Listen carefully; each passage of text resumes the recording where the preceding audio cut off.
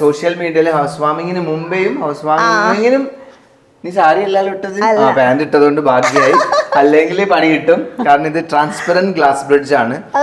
ഇത് നമ്മൾ ഡിസ്കസ് ചെയ്യുമ്പോൾ നമ്മൾ ആക്ച്വലി ഈ ബിൽഡേഴ്സിനെ എങ്ങനെയാണ് നമ്മൾ കണക്ട് ചെയ്യുന്നത് വെച്ചാൽ, നമ്മൾ ബിൽഡിംഗ് സ്റ്റാർട്ട് ചെയ്ത സമയത്ത് പ്ലാനിങ് ഒക്കെ ചെയ്യുന്ന സമയത്ത് ഇവരുടെ ഒരു യാദൃശ്ചികമായിട്ട് ഇവരൊരു കോള് നമുക്ക് വന്നു, അവരുടെ ആനിവേഴ്സറിക്ക് സ്പെഷ്യൽ ഗസ്റ്റ് ആയിട്ട് ഇനോഗ്രേഷന് വരുമോ എന്ന് ചോദിച്ചിട്ട്.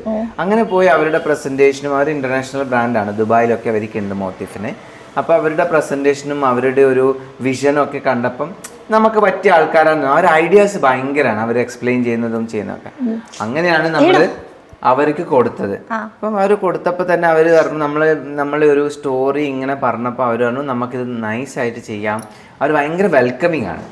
നമ്മൾ എന്ത് ഐഡിയാസ് പറയുമ്പോൾ ഡെഫിനറ്റ്ലി നമുക്ക് അത് ഇംപ്ലിമെന്റ് ചെയ്യാം, അത് നമുക്ക് ഈ രീതിയിൽ ചെയ്യാം എന്നൊക്കെ പറഞ്ഞിട്ട് അങ്ങനെ അവരാണ് നമുക്ക് നമ്മളെ പ്ലാനിൽ ഇങ്ങനെ ഗ്ലാസ് ബ്രിഡ്ജ് ഇല്ല, അവരാണ് നമുക്കൊരു വെറൈറ്റി ആയിട്ട് ഒരു ഗ്ലാസ് ബ്രിഡ്ജ് കൊടുത്താലോ, അപ്പം കൊള്ളാലോ ഐഡിയ എന്ന് പറഞ്ഞു. അങ്ങനെ നമ്മൾ കൊടുത്തു, ഇത് അതേപോലെ ഉണ്ടാക്കി. അപ്പൊ നമ്മൾ ഇവിടെ ഹൗസ് വാമിങ്ങിന്റെ ദിവസം രണ്ടുപേരും ഇവിടെ നിർത്തി, ഈ മുണ്ടിട്ട് വരുന്ന ആള്, ഷോർട്ട് ഡ്രസ് ഇട്ട് വരുന്ന ആള്, സാരി ഇട്ട് വരുന്ന ആളൊക്കെ ശ്രദ്ധിക്കണേന്ന് പറയാം. പിന്നെ ചില ആൾക്കാരൊക്കെ ഇങ്ങനെയൊക്കെ നടന്നിട്ട് പോയതല്ലേ. പിന്നെ കുറെ ആൾക്കൊക്കെ പേടി ഉണ്ടായിരുന്നു, ഇത് കയറി കഴിഞ്ഞാൽ പൊട്ടി വീഴുമോ.